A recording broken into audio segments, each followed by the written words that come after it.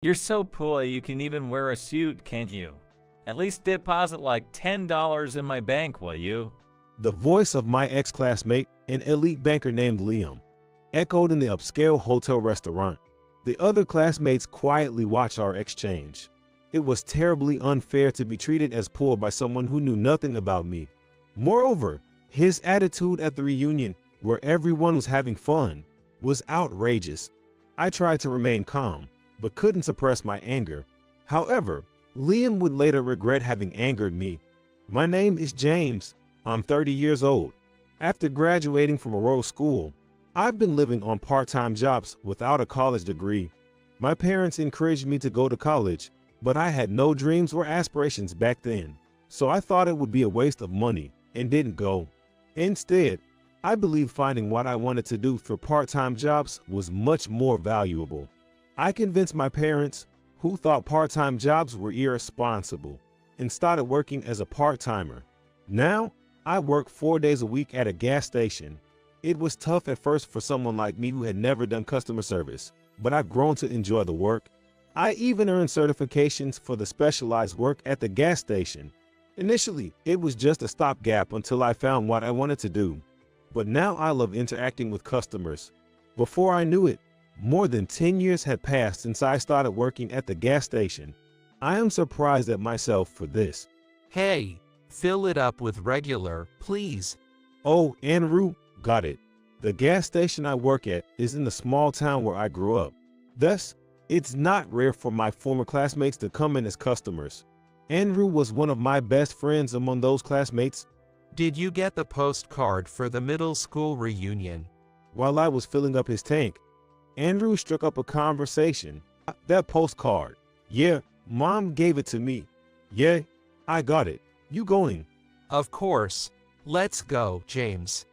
I want to drink with the soccer team again. Andrew spoke nostalgically. Soccer? Huh. Back then, it was all about soccer every day. We would rush to the field after classes and gather at the school on holidays. It's no exaggeration to say that I went to middle school for soccer. We, the soccer team members, shared a special bond. In our early 20s, we often gathered for drinks, but as time passed, we became busier and started our own families, so the gatherings became rare. Andrew was looking forward to seeing everyone at the reunion. Looking forward to it. See ya. Andrew left, excited. Then the manager, Parker, came over. A reunion. Nice. Maybe your first crush will be there. Parker joked with a laugh. I felt my face turning red. My first crush was in the first year of middle school. She was a kind girl, the manager of the soccer team, and I fell in love with her. I had never been in love before and didn't even realize I was in love. However, after talking with the soccer team members, I found out that it was indeed love. I continued to like her throughout middle school and confessed on graduation day, but she turned me down. For a while, that rejection made it hard for me to fall in love again. This story became legendary among my close friends in the soccer team, and it's still a popular topic when they come to the gas station. Parker had heard it many times as well. That's old news, man. Middle school was such a sensitive time, wasn't it? Even you must have had a crush or two, Parker. You got that right. But those crushes are probably in their 30s now. Pretty much middle-aged. Oh. Yeah, might be married and all that by now. I said this, but didn't stop cleaning. I remember my first love in middle school was really cute. Her smile had the power to cheer people up. I wish I could see her again. Hope she's not married. My mind was a whirlwind of emotions. Anyway, I was really looking forward to the reunion, but at that time, I couldn't imagine that something would happen that would completely change how I felt. With a week left until the reunion, I was working at the gas station as usual. It's slow today. Let's break for lunch. Parker suggested, calling me inside the shop. I followed Parker into the shop. Then it happened. A shiny blue sports car sped into the gas station. I rushed outside. Then the car window rolled down. You're slow. Wait outside for customers. I was filled with anger at the customer's arrogant attitude. Then I recognized the face.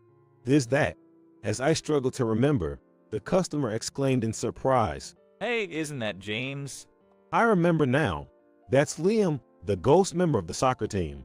Back in middle school, Liam was also in the soccer team but gradually stopped attending practices after failing to become a regular player. That earned him the nickname Ghost Member among us. Liam laughed at my appearance, making fun of me. So the soccer team's ace is now just a Pula gas station attendant. Hilarious. Parker grimaced as he watched from inside. I always knew he was a nasty piece, but I never imagined he'd say something like this as an adult. I was so mad I wanted to retort, but Liam was a customer. Gotta stay cool. I was struggling to keep my composure. After finishing the fueling and handling the payment, Liam looked at me smugly. Well, a gas station suits a pool man like you, huh? Make sure you dress up for the reunion.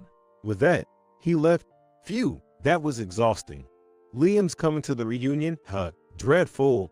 Seeing my spirits fall, Parker put a hand on my shoulder.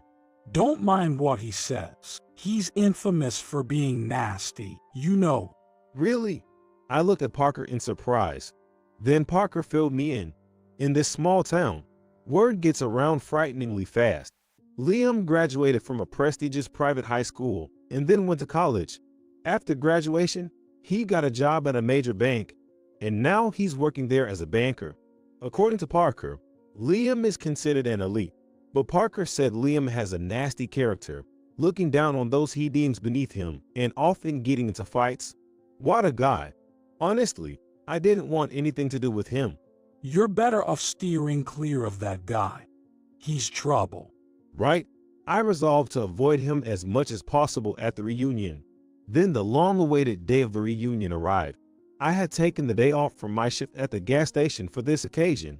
Parker, with a smile, told me to have a good time. I felt truly blessed to have such great coworkers. Eagerly, I changed into my clothes. Liam had told me to dress up for the reunion, but I don't own a suit, so I decided to wear the most decent outfit I had. The venue was at a restaurant inside the most luxurious hotel in town. It was reserved just for the reunion. I arrived at the hotel, my heart racing with excitement. At the entrance, I ran into Andrew. He waved and approached me, saying, Hey, let's enjoy today. His words made my heart leap even more. Andrew and I entered the hotel and reached the restaurant. There was a sign at the front with middle school reunion written in big letters. It's finally happening. Everyone's probably aged a lot. Ha ha. Oh, speaking of which, I told Andrew about my chance encounter with Liam recently. Andrew looked at me incredulously. I always knew he was a piece of work, but treating an old friend like a pool person is just low. Andrew sighed deeply. Yeah, but I want to enjoy the day and avoid Liam as much as possible. Nodding, Andrew responded. That sounds like a plan. And with that, we entered the glittering restaurant.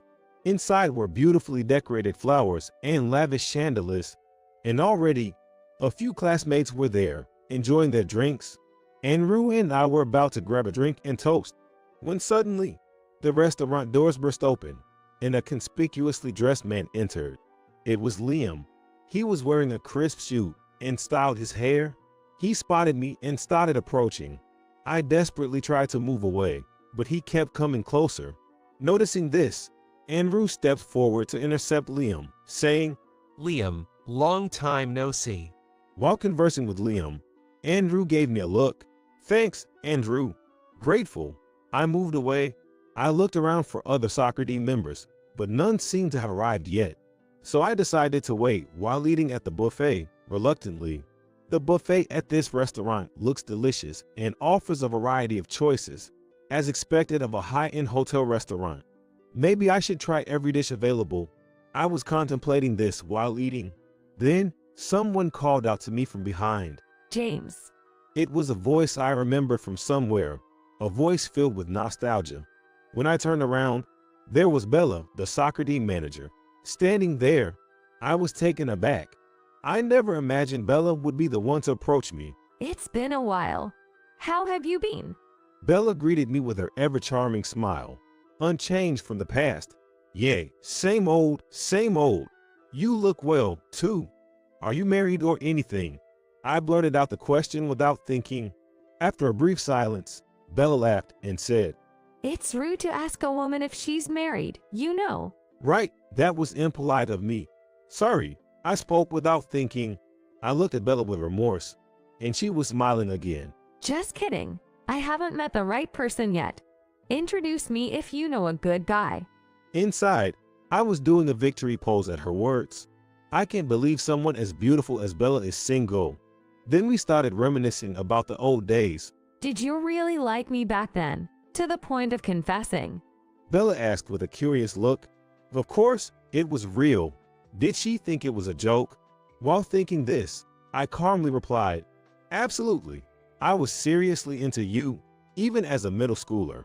Bella looked at me, astonished. What? Really? I thought it was a joke, so I said no. Back then, I actually... Bella spoke shyly, looking down. I listened intently to her. That's when I heard Liam calling my name from afar. I was enjoying my time with Bella and wished he wouldn't interrupt. I ignored Liam's voice, but it grew louder. Hey, James, have you not been hearing me calling you?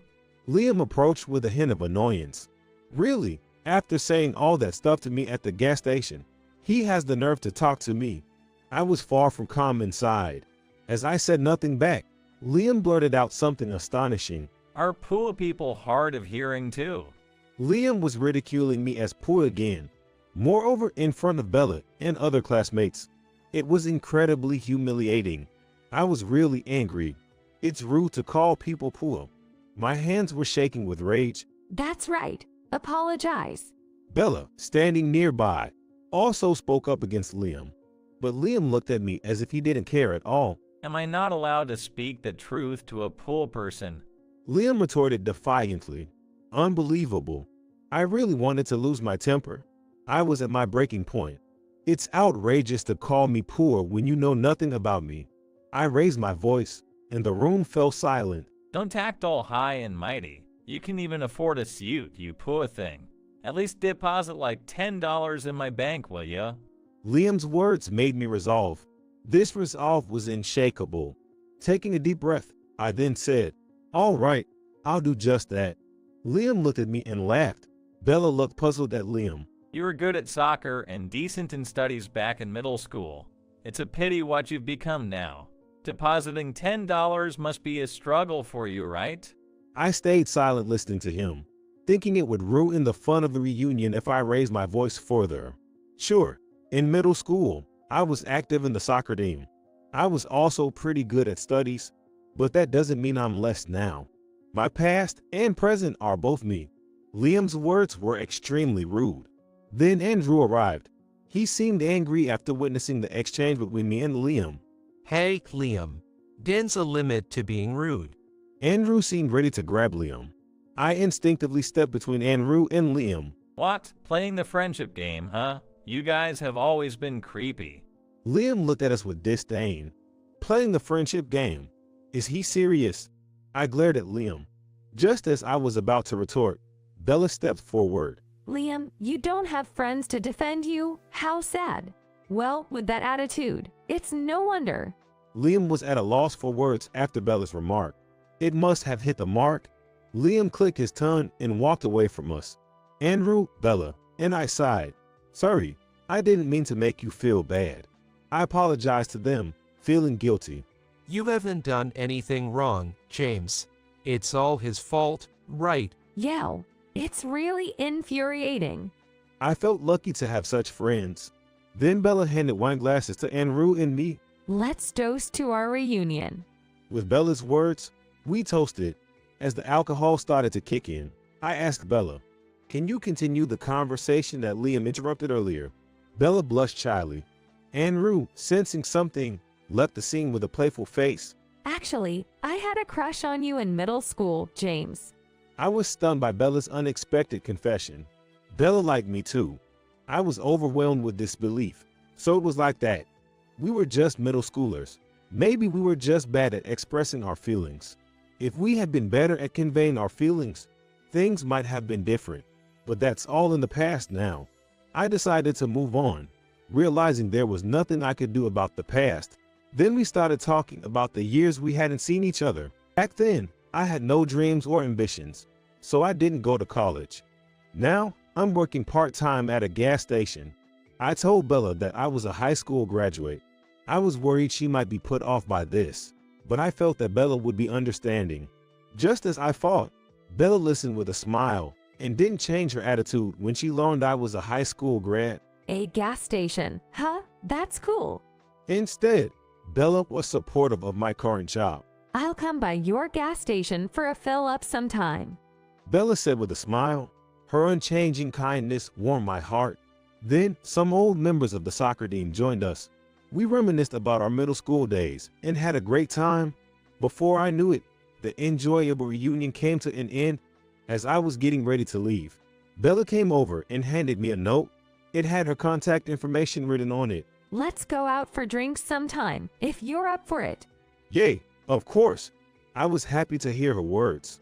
I was pleased at the thought of meeting her again. As I left the fancy hotel venue and walked toward the station, a familiar blue car pulled up beside me. The window rolled down. There was Liam, the last person I wanted to see. Hey, Pua man, want a lift home? Don't worry, it's on me. Liam looked at me smugly. I started walking, ignoring him. I couldn't understand why he looked down on people so much. I'm offering you a ride, don't ignore me. But I kept walking, ignoring him. His voice got louder. Hey, Pua man, enough is enough. I was fed up. That's my line. I ran off. At that moment, Liam didn't realize the situation he was in. Days passed. I was working at the gas station as usual. Then I saw Liam's blue car again. Not this again. I sighed. Seeing this, Parker offered to take care of him instead of me. I took him up on his offer and started cleaning the gas station. I could hear Liam shouting at Parker. Let James serve me. Unfortunately, he's busy with another task right now, so that won't be possible. Parker responded firmly, but Liam was relentless. I came all this way to this gas station for James, and he won't even come out. How rude. Something seemed to snap inside Parker at Liam's words. You're the one being really rude, you know. James is richer than you. You shouldn't judge people by their appearance and assume they're poor without knowing anything. Parker spoke angrily to Liam. Liam laughed in response. James has more money than me. That's impossible, ha. Then, spotting me, he yelled out. James, you still haven't shown up at my bank. Having trouble depositing even $10, huh? I replied loudly to Liam. I've been busy with work, but I'll definitely make it there. Then, Liam snorted and walked away. Both Parker and I were fed up with Liam's condescending attitude. I thought it was necessary for Liam to reflect before more victims like me emerged. Parker placed his hand on my shoulder and looked me in the eye. Make sure that guy can never act like this again, James. There was a sense of determination in Parker's words. Of course, I plan to go to that bank tomorrow. Parker nodded seriously. The next day, I headed to the bank where Liam worked. I hoped this would calm him down. I arrived with that hope in my heart. It was the end of the month, and the bank was full of customers sitting and waiting their turn. I took a seat and waited for my number to be called. While waiting, I was looking at the bank counter. Inside, the bankers were busy working. Among them was Liam. Not just in private, but even within the bank, Liam seemed to be acting all high and mighty. When he noticed me, Liam looked at me and snickered. 2 hours passed as I waited. The other customers who had been waiting had all been called, and even those who arrived after me were being served first. Something's not right. Feeling this, I decided to inquire at the reception. The receptionist looked at me with a troubled expression. I'm sorry. Just as she was about to say something, Liam appeared behind her. Customers depositing only $10 aren't as important, right? I'll call you last, just wait. Liam's treatment of me was appalling. That's when I decided to take action. Is the branch manager, Alex, available? Liam laughed at my question. Alex won't come out for someone like you. Just tell him James is here. That's all. I stood firm. That day, I felt compelled to confront Liam, who was arrogant, self-centered, and habitually looks down on others. With this in mind, I took a firm stance. Despite this, Liam seemed unbothered. However, the assistant branch manager, Adam, paled and approached me. James. Yes, that's me. Adam staggered back as if he was about to fall over. Liam looked at Adam with a puzzled expression. What's the matter, Adam? Liam. Apologize to James right now. Adam frantically spoke to Liam. Liam seemed unable to grasp what was happening, but I no longer needed his apology. No need for apologies. Just get me Alex, please. Okay, right away. At my request, Adam hurried into the back room. Liam looked at me, confused. What did you do, you poor thing? I sighed. Liam kept making derogatory comments as if it was his habit. If that's how he wanted to play it, I was ready to go all out. Not only are you a poor man, but you're a jinx too. Just go away. Liam insulted me again. Then, Alex appeared from behind Liam. Liam, what are you saying to our customer? But he's my ex-classmate. It's fine. Alex cautiously looked at me. He probably wanted to confirm if I was okay. I shook my head, and Alex's expression turned to one of anger. I came in today thinking of canceling my deposit of $45 million and just leaving $10 in the account. As I spoke, Alex's face went pale. Liam looked at me in disbelief. Why, you've been with us for so long. Alex was almost in tears. Certainly, canceling a $45 million deposit would be a huge blow to the bank. I felt sorry for the bank that had been safeguarding my money, but I decided to tell the truth. I was told to deposit only $10 by Liam over there. He's been looking down on me, calling me poor all the time, and I'm fed up with it. That's why I'm canceling my $45 million deposit. Hearing this, Alex glared at Liam. Yes, I had a significant amount of money deposited in the bank. The reason I, a part-time worker at a gas station, have such a large amount of money is because I have another side to me beyond working at the gas station. My other side is that of an investor primarily dealing in stocks. Parker introduced me to the fun of investing. He treated it like a gamble, a break from work. I started investing a little, imitating Parker, but soon got hooked on the lure of stocks. Within a year, I was making more from investments than Parker. He said I had a knack for it. Thanks to investing, I had saved enough not to work if I chose to, but I enjoy working at the gas station, so I continued even after succeeding as an investor. Then came the problem of where to deposit my money. Which bank is the best? That's how I ended up at this bank. The branch manager here was nice, and I trusted him. That's why I deposit more than $2.7 million in the bank every year. Withdrawing all my money would indeed cause a big problem for the bank. I glanced at Liam's face. Liam seemed to finally realize his position, making a face as if he knew he was in trouble. Liam, what have you done to such an important customer? How are you going to take responsibility for this? Alex directed his anger at Liam. Liam looked down. James, could you please reconsider the cancellation for my sake? I'm sincerely asking you. Alex and Adam began to apologize. Liam just stood there, watching. I was astounded by the situation. Even now, Liam won't apologize. Alex, Adam, please fire Liam. He doesn't belong in this bank. If you do that, I promise not to cancel my account. Alex seemed determined by my words. Liam, your behavior towards our customers is tarnishing our bank's image. Therefore, you're fired. Liam was shocked. No, please don't say that. I'm begging you. It's not me you should be apologizing to, but James, now apologize immediately. Liam came over to me, crying, and apologized. I'm truly sorry. I've learned my lesson. I sighed deeply. After refusing to change his attitude and not showing any remorse, Liam finally apologized. I was conflicted about whether I should still insist on firing him. Furthermore, I had heard rumors that Liam had recently become a father. If he were to lose his job now, his family would be left in dire straits.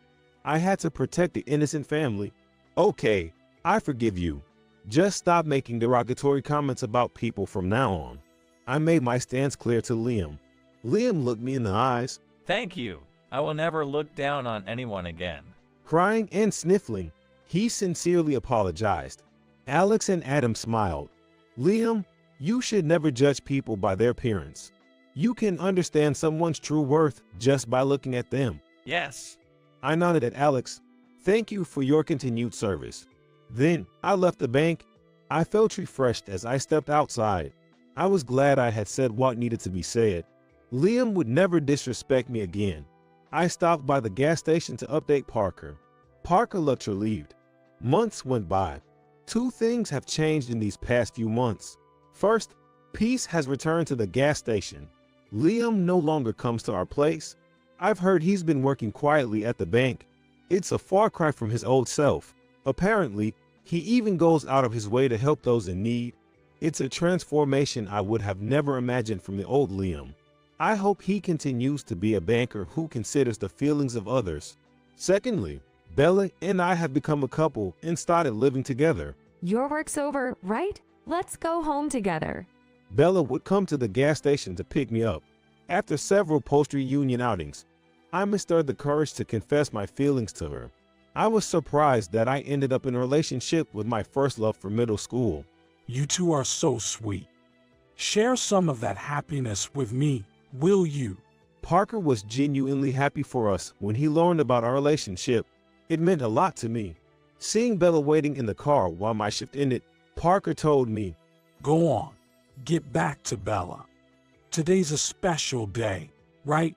I quickly got ready, slipped something into my pocket, and headed to the car where Bella was waiting. I opened the driver's side door and looked at Bella's face. She looked puzzled. Then I handed her the item from my pocket. Bella, will you marry me? She was so surprised she couldn't speak. I wanted to keep her smiling by my side forever. That's how I felt. After a brief silence, Bella nodded with a big smile.